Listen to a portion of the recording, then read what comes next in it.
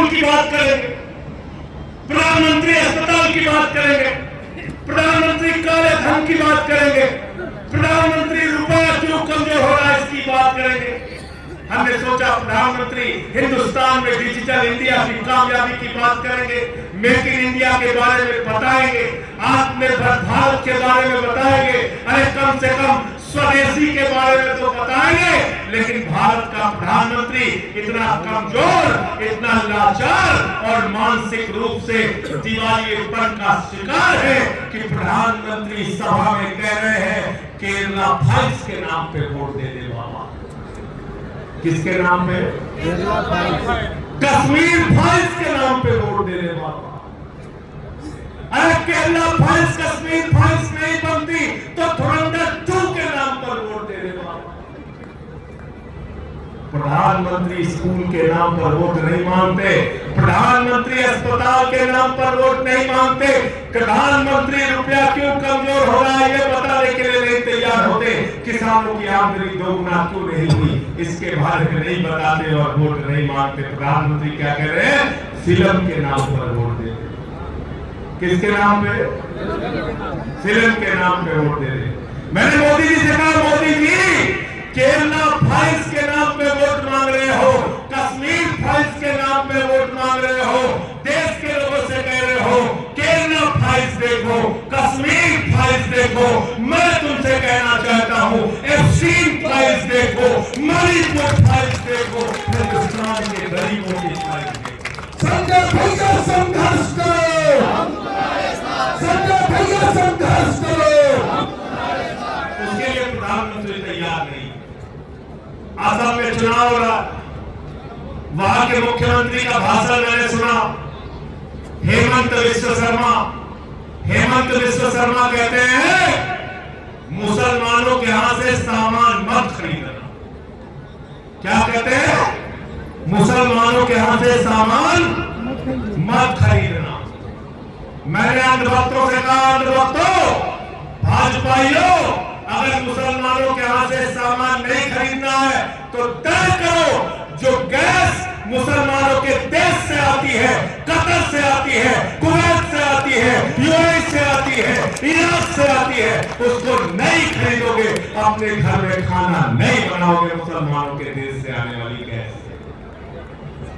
और मोदी जी से भी कहो तय करें जो डीजल और पेट्रोल मुसलमानों के देश से आ रहा है उससे गाड़ी नहीं चलाएंगे।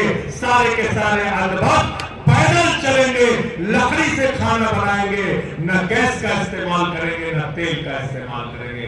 और जाओ तय करो मोदी जी के साथ मिलकर फैसला। बताओ, ये कह रहे हैं कि लकड़ी से नहीं, नाली के गैस से बनाएंगे। किससे बनाएंगे? नाली की गैस से। भैया मैंने बहुत कोशिश किया, चाय बनी नहीं। मैंने तो बहुत कोशिश किया नाली के गैस से चाय बनाने के लिए, बनी नहीं चाय। इसलिए आपसे कहने के लिए आया हूं, ये 4 चरण की यात्रा अभी खत्म हुई है, 4 चरण की यात्रा अभी और बाकी है। और अगली हमारी यात्रा पश्चिम प्रांत में होगी, क्रांतिकारी धरती मेरठ से होगी, मेरठ से।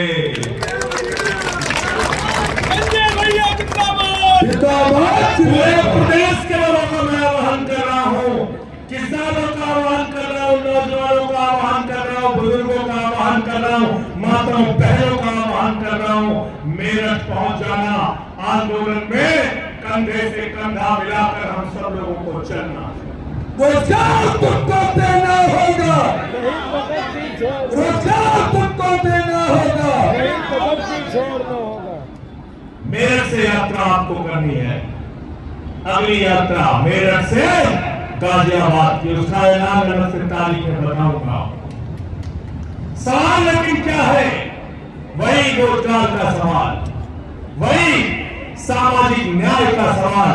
और जब हम रोजगार की बात करते हैं तो जो हमारे नौजवान परीक्षाएं देते हैं, पेपर लीक हो जाता है, सिपाही की परीक्षा का पेपर लीक, दरोगा की परीक्षा का पेपर लीक, क्लर्क की परीक्षा का पेपर लीक, टीचर की परीक्षा का पेपर लीक, पीसीएस का पेपर लीक, यहाँ तक कि हाई स्कूल और इंटर का भी पेपर पेपर लीक हो जाता है। योगी बाबा की सरकार पेपर लीक सरकार है। इससे उत्तर प्रदेश को बचाना है नंबर 1।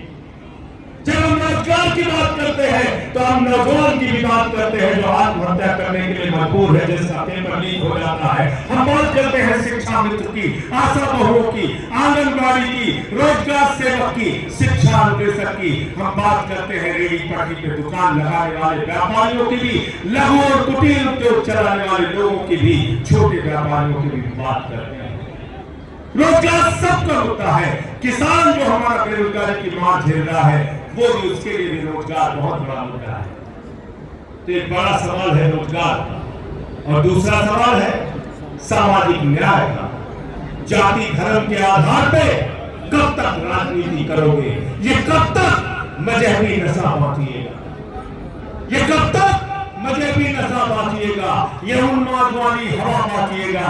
ये मंदिर, ये मस्जिद, शिवालय की जिसमें वतन ही ना होगा तो क्या बांटिएगा? संजय सिंह जिंदाबाद। वतन ही ना होगा तो क्या बांटिएगा?